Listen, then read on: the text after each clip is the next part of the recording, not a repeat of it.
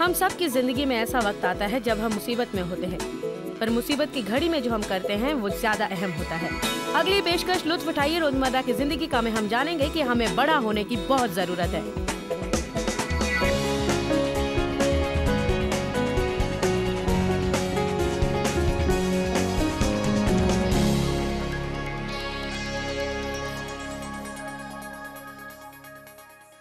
हम बैठे बैठे सोचते रहते हैं कि हमारे साथ क्या हो रहा है और हमारे साथ क्या नहीं हो रहा है, और मैं आपको बताती हूँ यहाँ पर ऐसे लोग हैं जो ऐसी चीज़ों से गुजरे हैं और ऐसी चीज़ें उनके साथ हुई हैं जो उससे कहीं ज़्यादा बदतर हैं जिससे कि आप गुजरे हैं या फिर मैं गुजरी हूँ।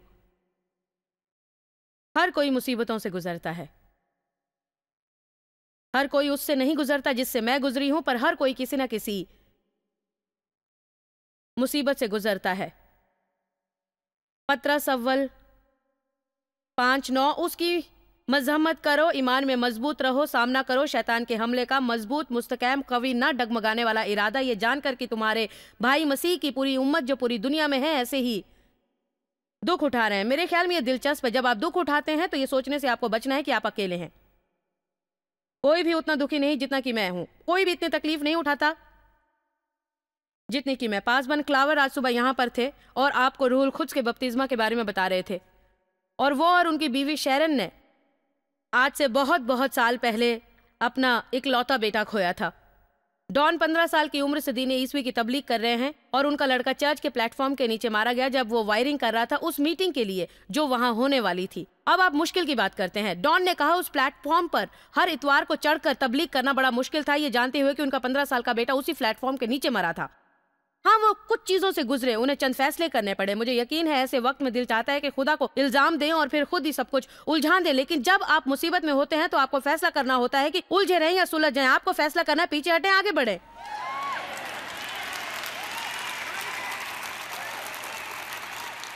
मैं आपसे सच कहती हूँ, आप में से कुछ को खुदा ने आज यहाँ इसलिए लाया है कि इस अहम मकसद को जाने, और आज का दिन आपका आखिरी दिन हो कि आप खुदा से कहें मेरी समझ में नहीं आता, मैं बहुत उलझन में हूँ, क्यों खुदावन क्यों, मैं क्या करूँ, मैं क्या। आपको इस उधेड़ बुन में नहीं लगे रहना है, आपको इसे बदल कर खुदा से कहना है खुदावन मैं आप पर भरोसा करता हूँ, मैं आप पर भरोसा करता हूँ। आप मुझसे बड़े हैं, आप मुझसे अजीम हैं, आपका मंसूबा मेरे मंसूबे से बेहतर है। आप अपनी जिंदगी का लुत्फ नहीं उठा सकते अगर आप खुदा पर भरोसा न करें। जो हो गया वो हो गया, और ज्यादातर सूरत में आप उसके लिए कुछ भी नहीं कर सकते, पर जीने के लिए अभी आपकी जिंदगी बाकी है और एक ही तरीका है इस जिंदगी का लुत्फ उठाने का, और वो है खुदा पर भरोसा करना, उस पर भरोसा।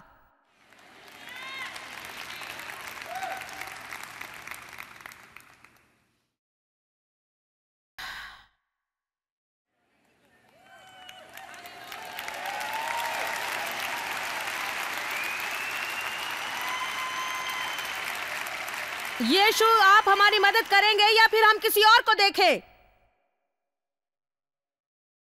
अगर आप सच्चे हैं, अगर ये सारी बातें सच्ची हैं, तो फिर मैं इस कद्र परेशान क्यों हूं? मैं दुआ करता हूं, मैं खैरात देता हूं, मैं चर्च जाता हूं, मैं लोगों की मदद करता हूं, मैं संडे स्कूल पढ़ाता हूं, मैं ईमानदार हूं। खुदावंद, आपने मुझे उस तरह निजात क्यों ना बख्शी जैसी पतरस को बख्शी थी?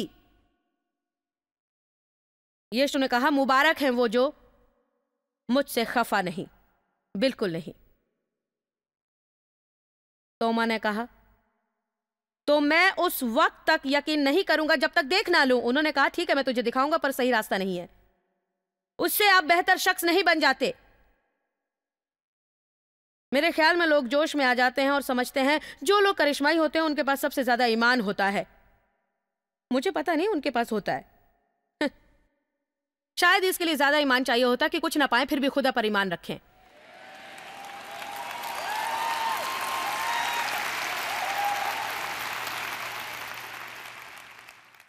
मैं करिश्मे में मानती हूं और मैं अब भी उसके लिए दुआ करती रहूंगी। मैं अब भी 1 या 2 फरिश्ते को देखना चाहूंगी और मुझे जरा भी ऐतराज ना होगा अगर आज दोपहर को जन्नत का सफर करूं और फिर वापस आकर आपको बताऊं कि वो कैसी है। मुझे जरा भी ऐतराज नहीं होगा अगर यीशु आकर बैठे और 2 घंटे तक मुझसे बातें करते रहें। ये तो मेरे लिए सोने पर सुहागा होगा। पर अगर मुझे ये सब ना मिला तो भी मैंने अपने जहन बना लिया है कि मेरा ईमान किस पर है।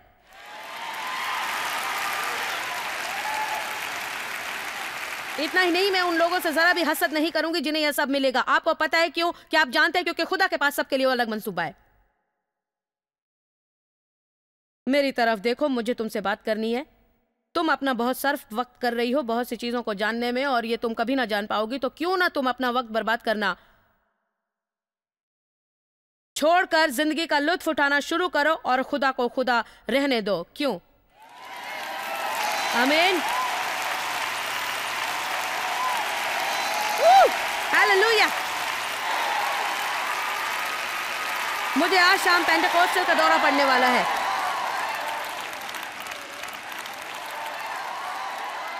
मैं चाहती हूं कि लोग दिलो जान से यीशु से प्यार करें, क्योंकि वो हैं।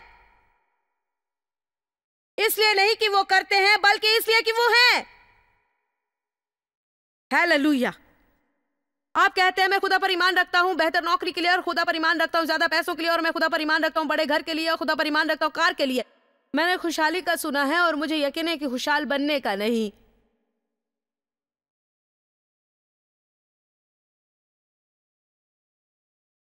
हालेलुया।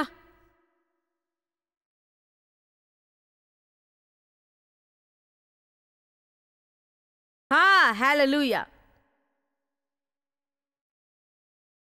बस यीशु से प्यार करते रहें।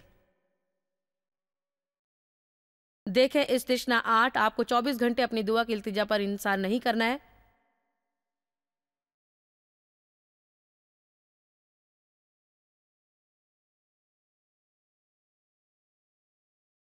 इस तृष्णा 8 मेरे लिए बाइबल का सबसे अहम बाब है। पूरी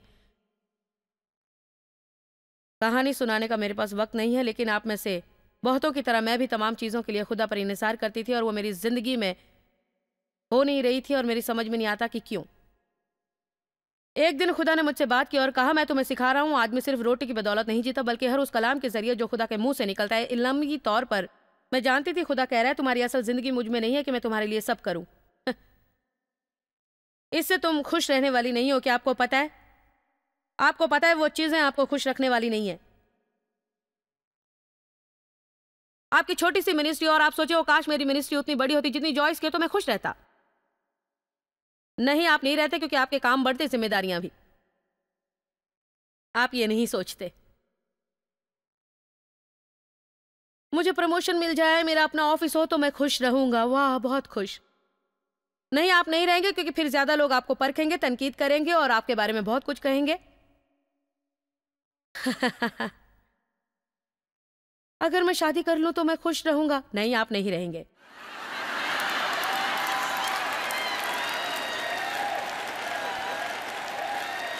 खुदा का शुक्र है कि मेरी अज़दवाजी जिंदगी खुशहाल है, लेकिन ऐसा होने में भी वक्त लगा।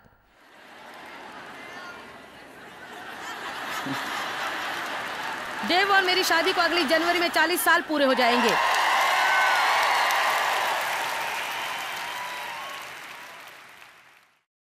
लेकिन शुरुआती 20 साल बहुत मुश्किल थे।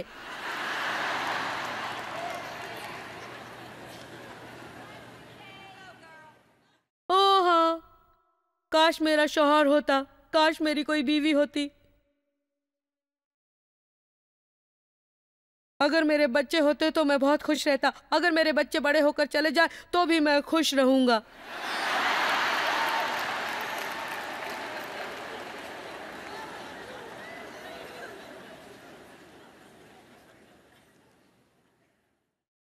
ये सब खाम ख्याली है।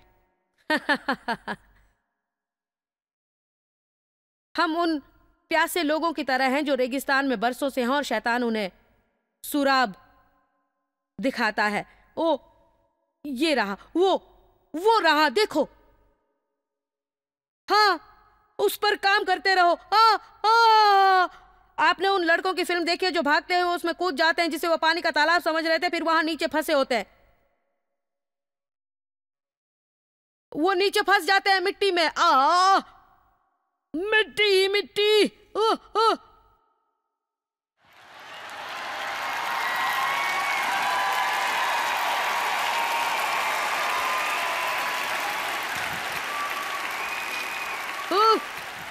पानी पानी। हा हा हा।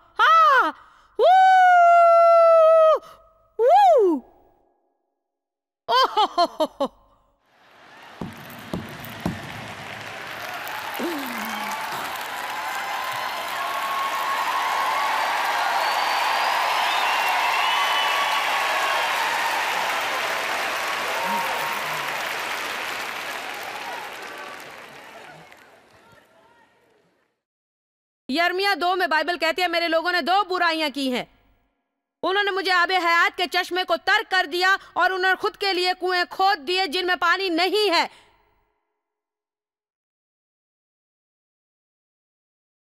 सही है ना? खाली कुएं खोदना बंद करो, सुराब के पीछे भागना बंद करो जो तुम्हें कोई खुशी नहीं देने वाला। आदमी सिर्फ रोटी की बदौलत नहीं जीता, पर हर उस कलाम के जरिए जो खुदावंद के मुंह से निकलता है। यीशु ने कहा मैं तुम्हारी जिंदा रोटी हूं, मैं तुम्हारा जिंदा शरबत हूं। अगर तुम मुझसे अपनी नशोनुमा करोगे।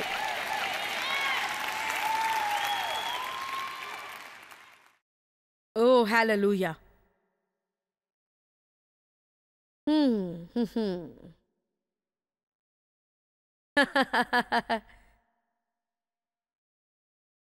मैं कोशिश करूंगी कि गजब ढाती रहूं। इस तृष्णा 8,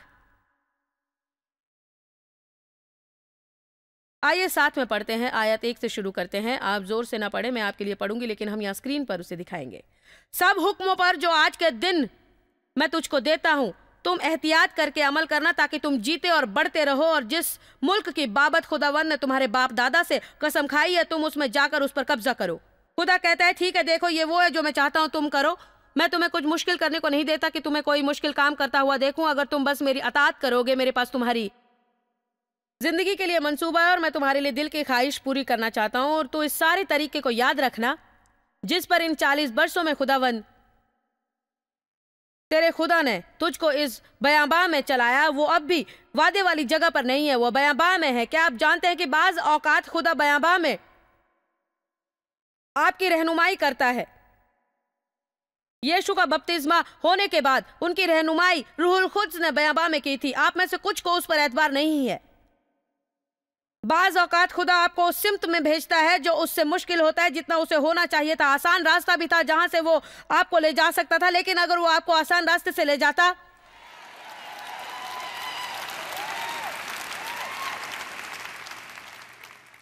तो आप पुख्ता और बड़े नहीं होते। जब आप बाहर निकलते आप किसी और की मदद करने के लिए तैयार ना होते। मैं आपसे बिल्कुल सच कह रही हूं, जब सब कुछ आसानी से मिलता है तो हम शुक्रगुजार नहीं होते हैं। मैं आज इन कुर्सियों पर लोगों को देखकर शुक्र अदा करती हूं क्योंकि मैंने ऐसी बहुत सी मीटिंग की जहां पर ज्यादा लोग नहीं होते, छोटे छोटे इलाकों और कस्बों में, और यहां वहां ऐसी गाड़ियां चलाई जिससे कि टायर घिस गए। लोग कहते तुम तो कहीं ना थी और सब कुछ हो गई। ओ नहीं जानम, मैं कहीं थी, बस इस हाल में कोई मेरा साथ देने को तैयार ना था। मेरा यकीन करें, मैं कहीं थी, मैं कहीं नहीं के पीछे कहीं थी जहां रूहुल कुद्स मुझमें चीजों को दुरुस्त कर रहे थे, और ये अच्छी बात थी। मैं नहीं कहती कि यह बुरा था। वो हमारी इस्लाह करते हैं हमारी भलाई के लिए, कि हम उनकी पाकबाजी के शरीकदार और हिस्सेदार बने। हर बार जब खुदा आपसे निपटता है और आप भाग खड़े होते हैं तो आप ऊपरी ईसाई हैं। अगर हर बार जब आप मुसीबत में होते हैं और घबरा जाते हैं तो आप ऊपरी ईसाई हैं।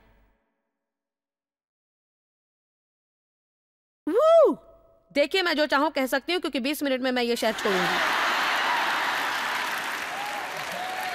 मैं अपने हिसाब से आपको अपनी बात कह सकती हूं। आमीन। आज मेरे अंदर एक अजीब किस्म की आग सी लगी हुई है। पुख्ता होइए।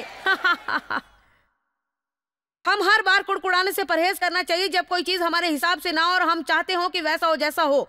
उसने कहा मैंने ये 40 साल बयाबां में तुम्हारी रहनुमाई की, तुम्हें मुनकसर करने और साबित करने कि तुम मेरे हुक्म को मानते हो या नहीं। आप बयाबां में खुदा की इबादत नहीं करते तो वादे वाली जमीन पर भी नहीं करेंगे।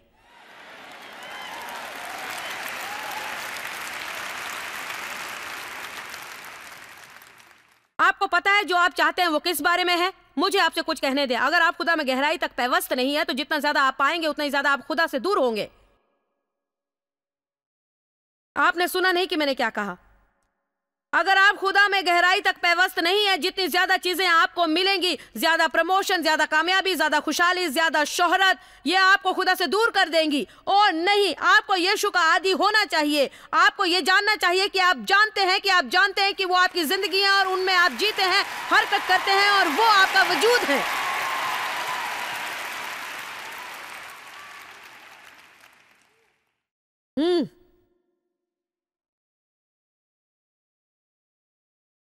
आप यहीं रुके, मैं आपके लिए कुछ पढ़ती हूं। जनाब, मैंने हाल ही में इस सहीफे पर गौर किया। आपको वहां देखने की जरूरत नहीं, लेकिन रोमियो 11:36 है। वाह, मुझे यह पसंद है, क्योंकि उसी की तरफ से और उसी के वसीले से और उसी के लिए सब चीजें हैं। क्योंकि तमाम चीजें उससे तख्लीक हैं, उससे आती हैं, तमाम चीजें उसके जरिए जीती हैं, तमाम चीजों का महवर वो है और उसी में वो कामिल और खत्म होती हैं। उसकी तमजीद होती रहे। ये सब उसी के बारे में, ये बारे मेरे बारे में नहीं है, आपके बारे में नहीं है, ये सब उसके बारे में है।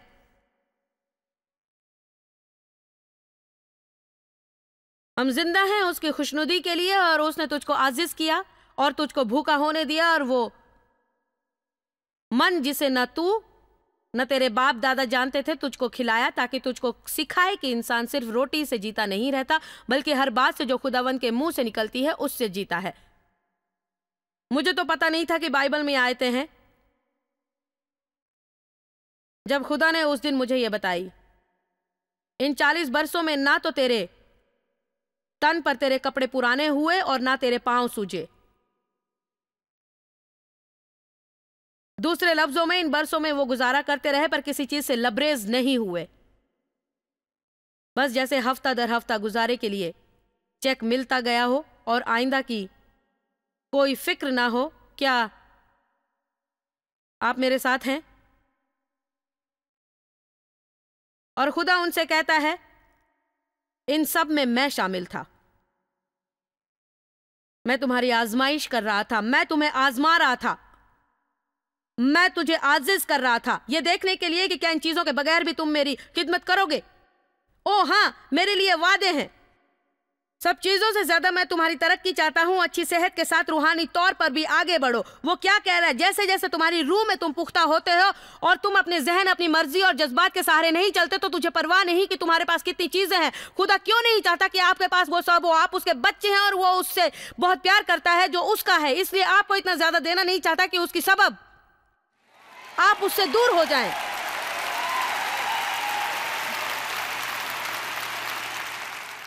मुझे यकीन है हर सिंगर सोचता है मेरा गाना नंबर 1 पर क्यों नहीं पहुंचा, और हर मुबल्लिग सोचता है मुझे तो किसी खचाखच भरे हुए स्टेडियम में होना चाहिए था। पता है ऐसा क्यों है? वो ऐसा क्यों सोचते हैं? हम सब समझते हैं, मैं भी शामिल हूं। हम सब सोचते हैं कि हम जितने हैं उससे कुछ ज्यादा तैयार हैं। हम सब समझते हैं, हम सबको गलत फहमी है कि हम पुख्ता हो गए हैं। तो यहां भी आपको खुदा पर एतमाद करना चाहिए। तो खुदावन, आप जानते हैं, आप उन चीजों को जानते हैं जो मैं नहीं जानता। आप जानते हैं मैं क्या कर सकता हूं, आप जानते हैं मैं क्या नहीं कर सकता हूं। आपको पता है बाला आखिर मैंने क्या जाना है। मेरी खुशी मजमे में नहीं है, मेरा काम है खुशी के साथ उसकी खिदमत करना। मेरी खुशी मजमे में नहीं है, भीड़ में नहीं है। मेरी खुशी मेरी पॉकेट बुक में नहीं है। मेरी खुशी उसमें नहीं हो सकती जो मेरे आसपास के लोग करते हैं। मेरी खुशी उसमें है। ठीक है, अब सुनिए आयत 5। ओह, तू अपने दिल में ख्याल रखना कि जिस तरह आदमी अपने बेटे को तंबीह करता है, वैसे ही खुदावन तेरा खुदा तुझको तंबीह करता है। आयत 6 में है, सो तो खुदावंद अपने खुदा की राहों पर चलने और उसका खौफ मानने के लिए उसके हुक्मों पर अमल करना। आयत 7, क्योंकि खुदावंद तेरा खुदा तुझको एक अच्छे मुल्क में लिए जाता है, ऐसे मुल्क में जहां पानी की नदियां, चश्मे और नाले हैं, जो वादियां और पहाड़ियों पर बहते हैं। खुदा का शुक्र उसके वादों के लिए। ऐसा मुल्क जहां गेहूं और जौ और अंगूर और अंजीर के दरख्त और अनार, जैतून और शहद हैं। उस मुल्क में तुझको रोटी बाइफरात मिलेगी और तुझको किसी चीज की कभी कमी ना होगी। उस मुल्क के पत्थर भी लोहा है और वहां के पहाड़ से तू ताबा खोद कर निकाल सकेगा। और यहां पर यह अच्छी बात है, और तू खाएगा और सैर होगा और उस अच्छे मुल्क के लिए जैसे खुदावन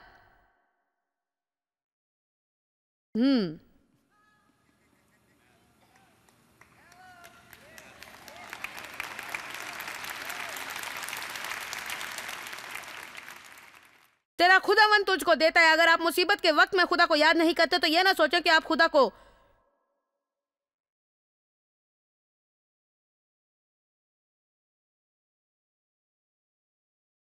याद रखेंगे जब आपका कोई मसला ना होगा। मैं उसके साथ और उसके बगैर भी रह चुकी हूं। मेरे पास छोटी मिनिस्ट्री थी, बड़ी भी थी। पहली बार मैंने तबलीग की तो मुझे सूट किसी से मांगना पड़ा। मेरे पास बहुत से कपड़े हैं। मुझे आज आपसे माँ की तरह बात करने दीजिए। चीज़ें आपको खुश करने वाली नहीं है। ये सुराब है, वो आपको खुश करने के काबिल नहीं। चाहे मेरे पास जो भी हो, चाहे मेरे पास ये मीटिंग कितनी बड़ी क्यों ना हो जाए, एक ही चीज़ है जो इस औरत को चला रही है, वो है खुदा और बस खुदा। आमीन।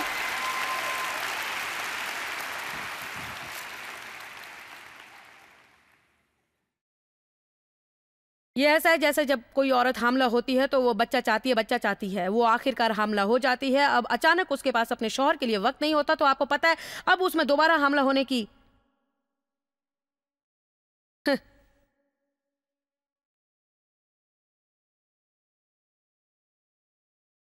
चाह नहीं होती। आपने खुदा से कुछ मांगा और उसने आपको वो अता कर दिया, अब आप उससे दूर हो गए हैं।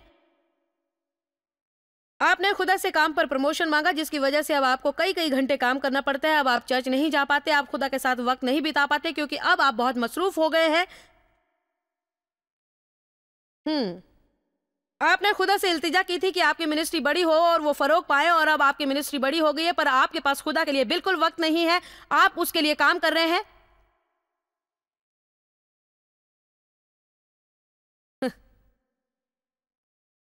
पर उसके साथ जरा भी वक्त नहीं गुजार पाते हैं कि आप अपना बड़ा घर बनाने में इतना मशगूल हो गए कि आपके पास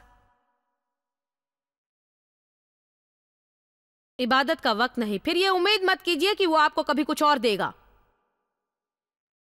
मुझे लगता है जैसे सिर्फ एक या दो लोग आज इसे समझते हैं।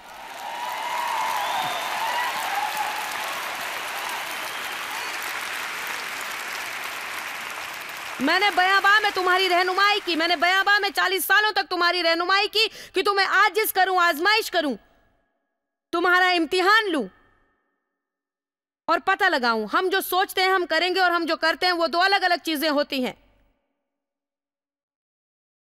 ओ खुदावंद, अगर मेरे पास $10 लाख होते, अब मेरे पास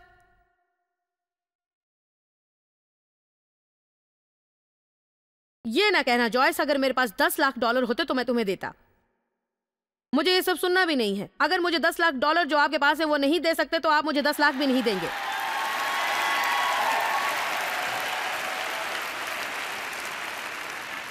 हमेशा हम कुछ ताज्जुब खेज करना चाहते हैं।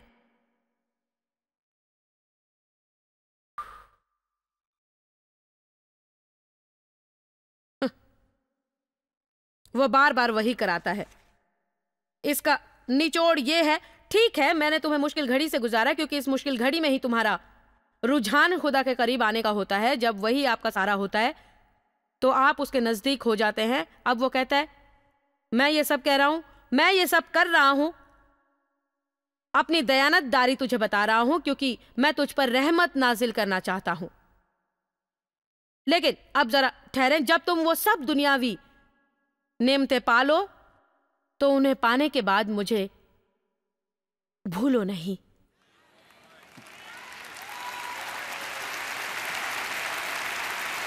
यह बड़ी अच्छी बात है, मुझसे बर्दाश्त नहीं होता।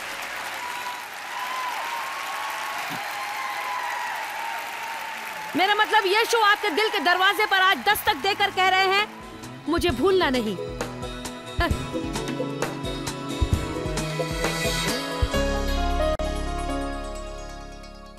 वक्त आ गया है कि ऊपरी सतह पर जीना तर्क करें, जो इस तरह का जीना है कि हम क्या महसूस करते हैं, हम क्या सोचते हैं और क्या चाहते हैं।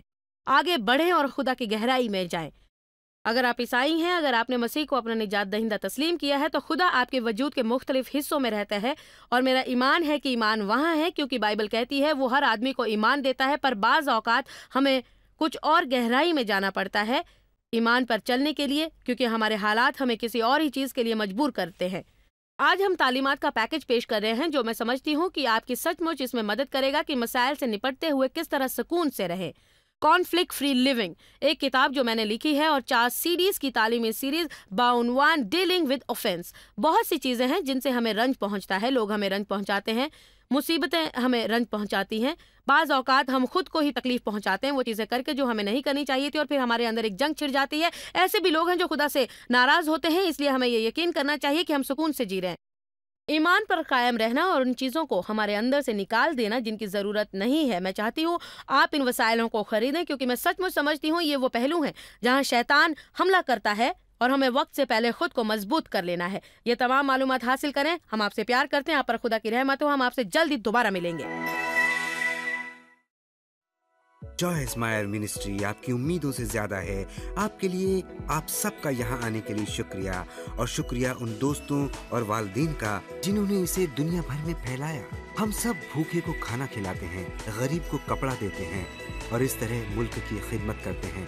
आप joysmire.org पर विजिट करें और अपनी इब्तिदाई इबादत हमारे साथ बांटें। देखिए जॉयस के अजीम बयान और हमारे साथ शामिल हो जाइए यीशु की मोहब्बत भरी दुनिया में।